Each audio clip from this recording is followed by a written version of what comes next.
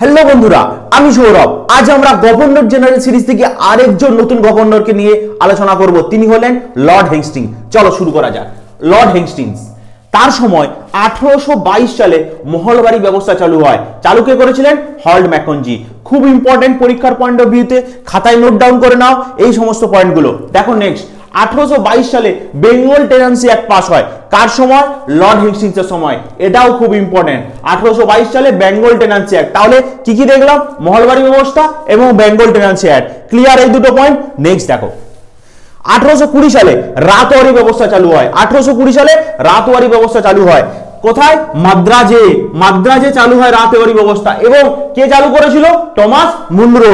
খুব important, Thomas Munro চালু করেছিল। কিন্তু কার সময় হয়েছিল? লর্ড হেস্টিংসের সময়। ক্লিয়ার? নেক্সট দেখো, সগলির সন্ধি হয়েছিল 1815-তে। কার সাথে হয়েছিল? অমর সিং এর সাথে। কার? লর্ড হেস্টিংসের।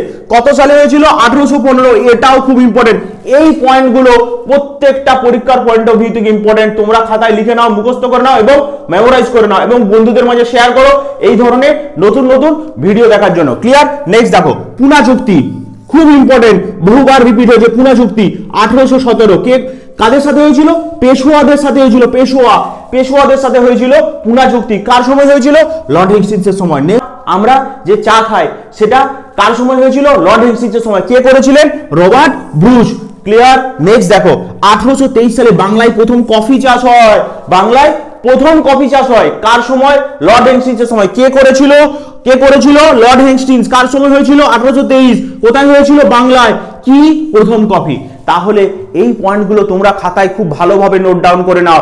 এর বাইরে লর্ড হেস্টিংস থেকে কোনো কোশ্চেন আসতে পারে না। এবং এভাবেই আমরা মডার্ন হিস্ট্রিটা শেষ করব। ক্লিয়ার? এবং গভর্নর জেনারেলের মাধ্যমে প্রত্যেকটা টপিক ওয়াইজ আমরা মডার্ন হিস্ট্রি শেষ করব।